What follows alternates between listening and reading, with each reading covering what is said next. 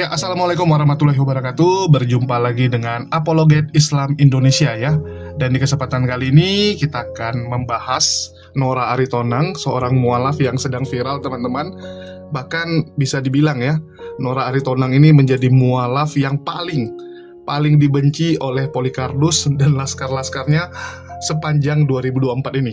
Jadi kalau ada penghargaan mualaf paling dibenci, saya rasa Nora menang ini. Ya, kalau ada dari pihak sebelah itu yang bikin nominasi dan juga orang yang paling dibenci ya, mualaf paling dibenci, Nora lah. Kalau apologet mungkin Bang Zuma atau Rifa yang lain ya. Tapi kalau mualaf paling dibenci, saya berani menjamin Nora nih yang paling berpeluang untuk menjadi pemenang nih. Ya, assalamualaikum buat saudari kita Nora Aritonang dan Uni Rifa. Waalaikumsalam warahmatullahi wabarakatuh. Suara saya ada ya? Ada. Bagus? Ada. Merdu. Bagus. Jadi cocok nggak kira-kira kalau dibilang lu itu yang paling dibenci nih? Soalnya aku dengar-dengar dan juga kita baca-baca komentar, rata-rata yang sebelah tuh benci banget sama lu. Ya cocok, karena memang kenyataannya seperti itu. Oh, lu mengakui juga artinya? Oh, mengakui dia. Kacau nih teman-teman. Ya, kita lanjut kalau begitu. Ya, mungkin boleh cerita sedikit nih Nora. Sebenarnya lu udah lama atau baru sih mualafnya gitu? Karena kan muncul di TikTok ini baru setahun 2 tahun terakhir gitu. Ya, sebenarnya kalau sudah dibilang mualaf udah nggak lagi, tetapi mukallaf. Yang cocok sama saya tuh mukallaf. Karena tahun 2003 baru saya masuk Islam. Begitu. 2003 masuk Islam. Terus, kenapa baru muncul di TikTok? Saya muncul di TikTok itu sebenarnya sudah lama. Cuman waktu saya scroll itu, pertama kali room yang saya lihat itu Rumikana. Jadi saya masuk ke situ, tetapi yang saya heran kenapa dia membahas tentang Yesus. Dan dia mengatakan Yesus itu adalah, berarti ini udah salah ini. Ada orang yang memakai hijab, yang merupakan identitas seorang wanita muslimah, tetapi kenapa dia membahas kitab suci, berarti dia Kristen. Kan begitu. Itu pertama kali memang saya masuk ke dunia debat seperti itu, pertama kali. Room dia yang pertama kali saya lihat. Oh, pertama kali masuknya di situ ya. Terus kalau boleh tahu nih, dulu mualafnya itu kenapa sih sebenarnya? Ya, kalau mualaf saya kayaknya. itu karena Dijamah. Ya? Karena dijamah. Saya tidak pernah dijamah. Enggak. Pantesan Siapa yang menjamah saya? Roh Kudus. Pantesan dia pindah. Iya. Kalau dijamah Iya. nggak pindah dia. Saya kalau yang haters sama saya itu mengatakan, oh Nora itu tidak pernah ke gereja, dia tidak pernah membaca firman Tuhan, terus dia itu kalau ke gereja selalu duduk di belakang. Saya salah satu aktivis di gereja, saya salah satu guru sekolah minggu, salah satu aktivis di bagian ketua muda-mudi, ya, dan salah satu saya karismatik. Saya tegaskan dulu, saya karismatik.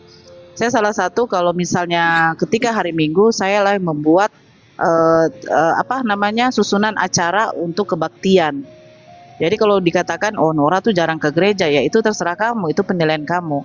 Dan saya salah satu yang selalu rutin melakukan penginjilan keluar kota ke kota-kota kecil dengan pendeta saya. Begitu. Jadi ini misionaris. Awal itu pertama dulu. saya bukan misionaris, beda misionaris. Oh, ada yang dimurtadkan zaman Kenapa? dulu? Pernah murtadkan orang nggak? Tidak, kebetulan ibu pendeta saya memang murtad. Oh, ibu Memang pendeta yang murtad. murtad. Ada. Artinya ibu pendeta kamu tuh dulu Maksudnya? Islam jadi Kristen. Iya, iya. Itu karena menikah dengan bapak pendeta saya. Menikah sama bapak pendeta, jadi dia pindah ke Kristen. Kalau lu kebalikannya? Iya. Saya bukan karena pernikahan. Oh, bukan. Pernah Jadi? pernah kemarin di roomnya salah satu organisasi yayasan APPI. Di situ saya menelpon orang tua saya untuk ya sekalian mengkelirkan apakah benar, Mak, saya tuduhan saya masuk Islam itu karena pernikahan. Mama saya mengatakan tidak, karena setelah saya masuk Islam beberapa bulan kemudian saya dilamar. Orang yang melamar saya itu adalah orang yang memang notabene saya tidak pernah kenal dan tidak pernah berjumpa sama sekali. Karena dia melihat saya pada waktu itu mualaf di masjid itu, dia tertarik, Akhirnya dia membilangkan sama Pak Ustadz yang memualafkan saya untuk melamar saya. Oh, artinya inilah ya, ta'aruf. Ya mungkin seperti itu ya, karena dulu saya tidak mengerti ta'aruf. Kok kamu mau? Karena begini, ketika saya masuk Islam, itu kan orang tua saya waktu itu belum tahu ya. Tetapi saya tetap melanjutkan kerja. Waktu itu saya kerja di salah satu perusahaan Cina yang mengelola bagian sarang walet. Nah, di situ kalau pergi ke tempat kerjaan saya itu, saya kalau ke jalan besar harus pakai becak dayung. Nah, di becak itu baru saya tuh pakai jilbab. Alhamdulillahnya waktu itu bos saya mengizinkan saya untuk memakai jilbab karena beliau pun tahu kalau saya sudah jadi seorang muslim, kan begitu. Nah, itu berlanjut sebentar dulu.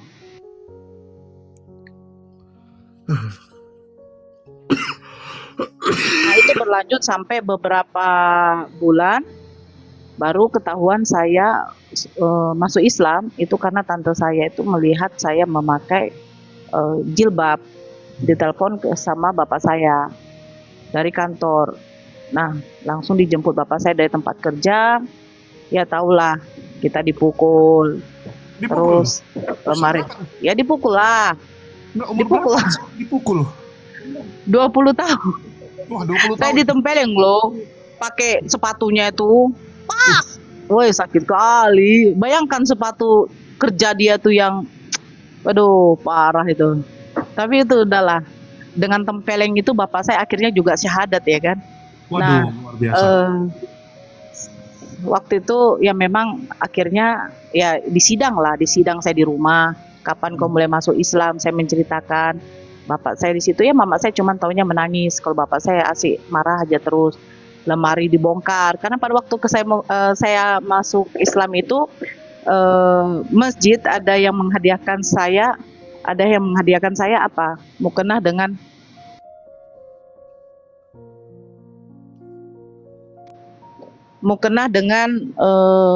pokoknya peralatan untuk sholat. Oke, dengan itu- Al-Quran. Ya, tadi belum dijelasin nih. Sebenarnya apa sih yang mendasari lu kok Oke. bisa jadi mualaf? Kan di gereja lu aktif tuh. Gereja lu aktif, Iya. lingkungan yang Kristen sekali ya. Iya, Kristen sekali memang. Apa yang membuat lu jadi berpikir kok ke Islam gitu? Dan sebenarnya dulu pandangan lu sendiri ke Islam tuh sebelum lu memutuskan mualaf gimana? Bapak saya, kami ini salah satu memang keluarga yang fanatik sama Islam ya. Maksudnya yang terlalu fobia sama Islam ya.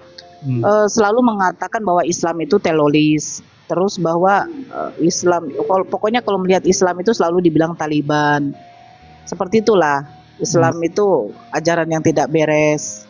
Kan begitu. Jadi mulai dari saya sekolah, kalau kita kan masa pengenalan tuh di remaja tuh kan di SMP. Nah, dari SMP tuh sampai SMA tuh tidak pernah saya itu bisa membawa teman saya yang beragama Islam ke rumah. Karena pasti akan disuruh bapak saya pulang. Begitu. Nah, pada waktu itu kami melakukan penginjilan ke Tanah Putih. Kalau tahu Tanah Putih itu daerah Riau juga, hampir dekat dengan Bagan Batu. Karena di situ ada salah satu perusahaan yang ada anggota karyawannya itu beberapa orang Kristen. Jadi kami melakukan penginjilan di situ karena di situ kebetulan memang tidak ada gereja. Pada waktu itu memang mau dapat hari Paskah ya. Mau dapat hari Paskah, biasanya kami kan guru sekolah minggu itu melakukan kegiatan untuk anak-anak sekolah minggu, yaitu mencari telur Paskah pada waktu hari subuh. Nah, waktu pulang penginjilan itu Telur ya sempat siapa saya tadi, Kak? telur Telur Paskah. siapa? Telur Oh. Paskah. Apa jawabannya? Jadi waktu pulang dari penginjilan itu sempat saya berbincang sharing-sharing sama Pak Pendeta saya. Sharing-sharing sama Pak Pendeta saya di situ bertanya, memang ini pertanyaan yang tiba-tiba asal aja masuk, saya spontan mengeluarkan ke pendeta saya. Saya bilang, Pak Pen, yang membangkitkan Yesus itu siapa? Ya dia bilang Allah Bapa, karena kami kan Tritunggal. Allah Bapa.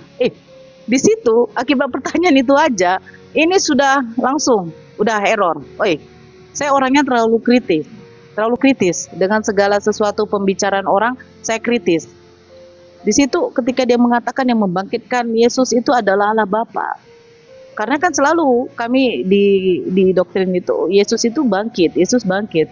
Tetapi lucunya tidak pernah memang kami mau bertanya yang membangkitkan itu siapa. Ternyata tidak tahu, terlontar saya seperti itu. Yang membangkitkan Yesus itu adalah Allah Bapa. Allah Bapa Tuhan, Yesus Tuhan. Terus Tuhan saya kok jadi ada berapa? Terus kenapa ada Tuhan membangkitkan Tuhan? Nah, poin dari situ. Enggak, ini Itu kok tiba-tiba lu bisa nanya gitu. Apakah sebelumnya lu udah baca-baca atau ada yang ngasih Enggak. tahu lu gitu? nggak ada. Kami maaf ya, Kristen dulu saya mengimani keimanan Kristen itu poin untuk membaca kitab suci itu pada waktu ada acara-acara tertentu.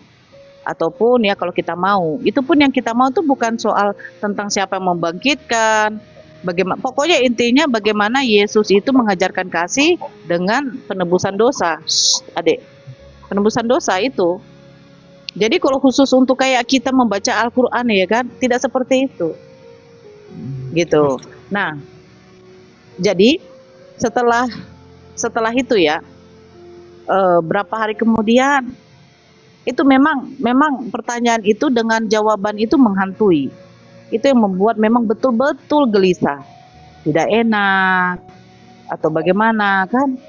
Ke tempat kerja pun hanya itu saja, kok bisa Tuhan saya dibangkitkan Tuhan gitu.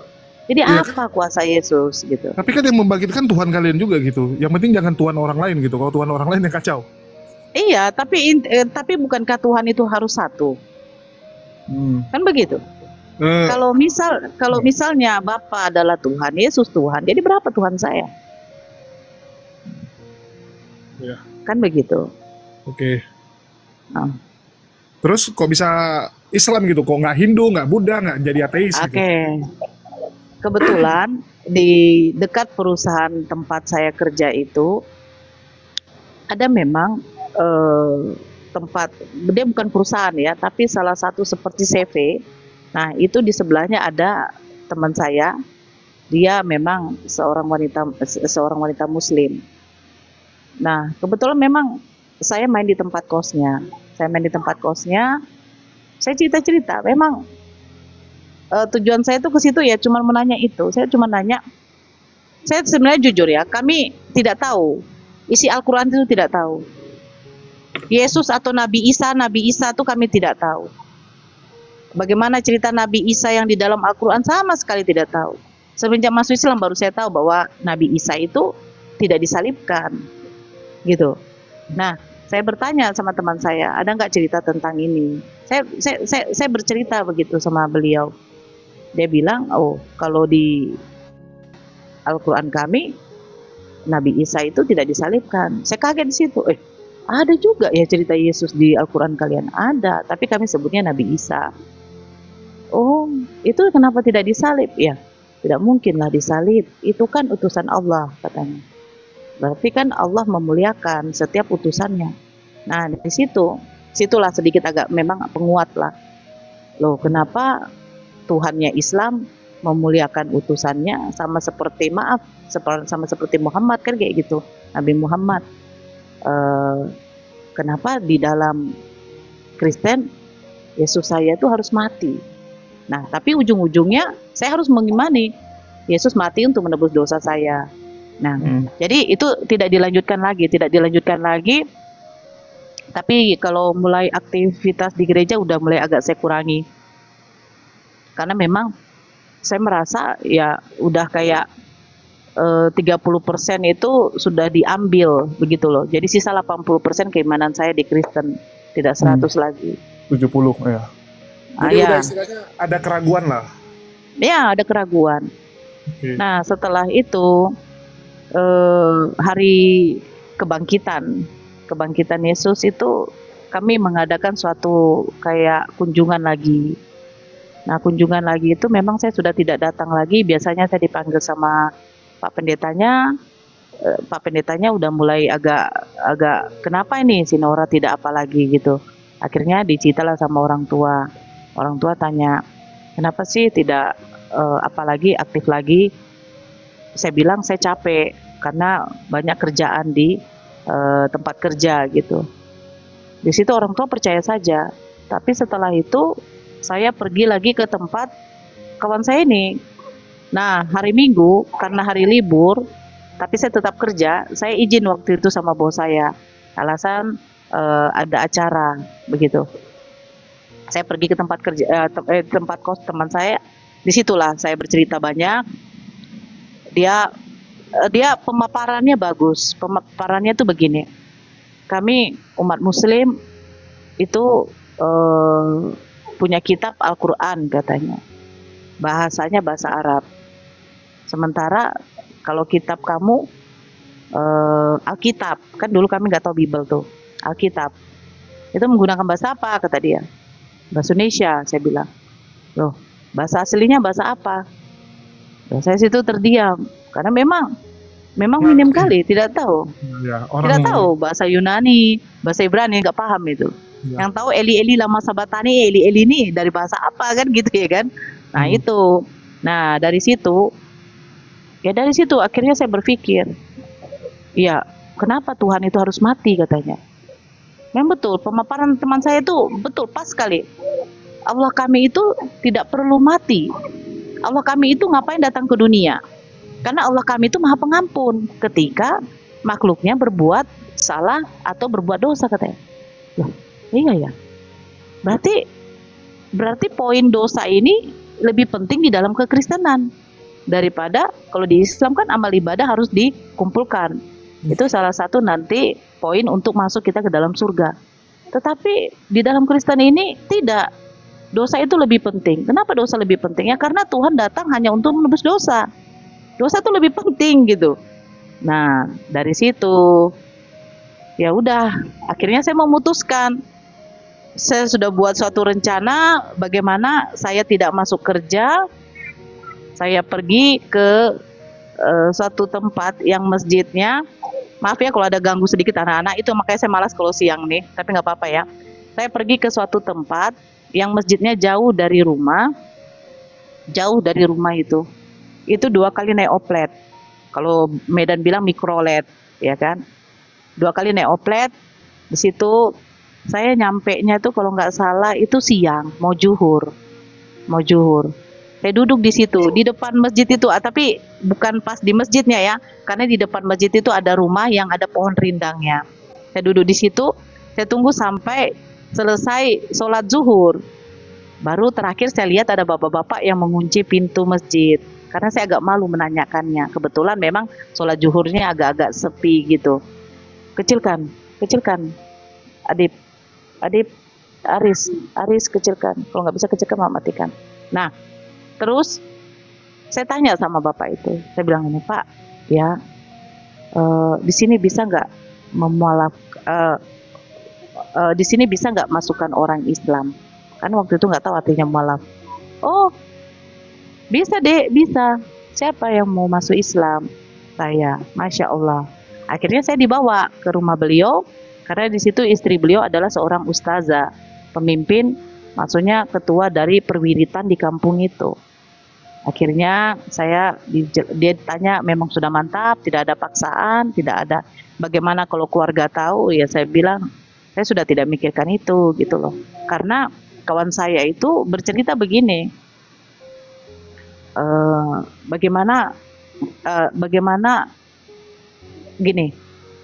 bagaimana apa surga itu? Surga itu apakah memang akan dimasukkan Kristen dengan Islam? Itu saya tanya. Karena kan kalau di Islam itu kan, di Kristen kan tidak dikasih tahu semua tuh akan masuk. Aduh. Ini kalau bukan blender asli diturunkan aja. Karena ada yang menyamar. Apa? Iya, oke. Terus karena kan ada yang menyamar blender sayang. Terus saya tanya kan, maksudnya begini, apakah di Islam itu semua itu akan masuk surga? Kan gitu, termasuk Kristen, Hindu, Buddha. Ya teman saya memaparkan, ya kalau di Islam itu cuman Islam yang masuk surga. Terus neraka siapa tempatnya? Waktu saya bilang di luar dari Islam kami menyebutnya kafir, itu kekal di neraka. Astagfirullah. Saya bilang astaga, Betul itu, betul. Itu tanpa pikir lagi. Memang tidak ada pikiran lagi di situ. Bagaimana nanti saya mau dibantai atau diapain orang tua saya tidak peduli. Karena dia sudah mengatakan bahwa di Al-Quran itu orang kafir kekal di neraka. Kenapa saya percaya perkataan kawan saya di Al-Quran? Karena dia menerangkan bahwa Al-Quran itu katanya firman dari Allah tanpa adanya rekayasa, tanpa adanya tulisan tangan orang. Maksudnya tanpa ada perkataan orang yang dimasukkan ke situ. Tidak seperti Blender, di mute dulu Blender. Tidak seperti Markus, Matius, Lukas, Yohanes. Yang kita tahu memang itu adalah tulisan tangan orang, bukan, dan juga semua bukan perkataan dari Yesus kalau memang Yesus Tuhan. Jadi dia juga memaparkan Al-Quran itu bahasanya bahasa Arab original. Dan untuk mengartikan, menafsirkan Al-Quran itu katanya harus ada kitab-kitab. Nah sementara ya saya membaca kitab saya tidak ada ketafsirannya. Jadi ketika saya bertanya apa artinya ini, apa artinya ini, iya itu berarti kita mengeluarkan asumsinya itu menurut pemikiran kita, kan begitu. Nah akhirnya saya sudah, setelah ketemu sama ibu ustazahnya, saya diajarkan mandi besar. Saya memang waktu itu tidak pulang ke rumah. Saya dibelikan baju gamis waktu itu dengan seperangkat alat sholat. Selesai maghrib, disitulah saya disyahadatkan. Jadi setelah itu saya pulang ke rumah, ya seperti biasa. Saya waktu itu memang dikasih uang waktu itu sama ibu ustazahnya untuk membeli pakaian yang agak-agak tertutup. Di situ saya beli kaos yang agak lengan panjang, celana pun yang agak-agak sedikit agak longgar lah, tidak seperti dulu kan kadang masih pakai baju segini, ya kan. Nah, di situ memang orang tua waktu itu tidak curiga karena alasan saya, kan saya dulu tinggal di daerah Dumai. Dumai itu kan panas karena daerah minyak. Saya bilang, saya takut panas, Mak. Oh ya udah gitu. Jadi bapak itu waktu itu kalau dia kerja berangkat jam 7 setengah 7 pagi, pulang dari puskesmas itu dia jam 4 sore. Jadi kami jarang jumpa. Nanti pun kalau malam saya pulang malam kerja, jumpa, itu pun dia udah nggak di rumah lagi. Karena bapak saya jujur suka nangkring di lopo-lopo. Kalau kami bilang lopo-lopo, kedai-kedai, ya kalau di situ ada perjudiannya, ada tuaknya, ya namanya juga lopo Batak, ya kan. Maklum aja. Kalau orang Batak di sini tidak terima, ya terserah gitu loh. Memang kenyataan lopo-lopo tua itu ada. Gitu. Bapak saya dulu suka nangkring di situ. Jadi setelah itu saya menjalani aktivitas seperti biasa. Nah, itu yang baru saya kasih tahu. Mulai saya diketahui saya masuk Islam itu ya karena memang saya sebut di situ tante kami. Karena masih ada hubungan saudara. Saudara ya bukan saudara apa karena marga aja. Jadi tante itu yang melihat aku berpakaian jilbab, memakai jilbab. Di situ dikasih sama bapak. Ya sampai di rumah pun ya caci makian, kebun binatang keluar, saya dipukul, mukena dengan apa saya dibakar, kecuali Al-Quran pada waktu itu tidak. Saya dikurung, tidak bisa lagi kerja, tidak boleh keluar rumah. Nah, ada adik saya yang sudah menikah. Ya, Blender sebentar, ini mau di live kan nanti di YouTube. Ada adik saya yang sudah menikah sama Kristen. Kami 5 bersaudara ya, perempuan semua. Tidak ada yang laki-laki. Sudah menikah. Nah adik saya ini yang baik.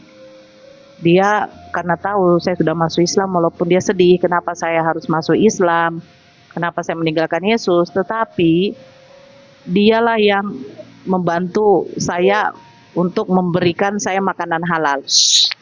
Karena semenjak saya masuk Islam ini, mama berusaha saya itu kayak makan B2 lagi, ya kan, karena mama saya tuh rajin beli kondit, waktu itu gondit, yaitu B2 hutan, ya kan, itu yang murah waktu itu. Jadi ya dimasakin itu, kadang dikasih, ya saya nengoknya pun juga, ya Allah, udah jijik gitu loh. Tapi ya baik, adik saya tuh kasih dari jendela kamar, di luar gitu, dia kasih untuk makan siang dengan malam, dibelinya dari luar. Dia beli yang harga waktu itu masih 8.000 satu bungkus nasi bungkus. Masya Allah waktu itu di situ. Ya, setelah itu saya berpikir bagaimana saya ini ya, sampai kapan begitu loh, sampai kapan saya seperti ini.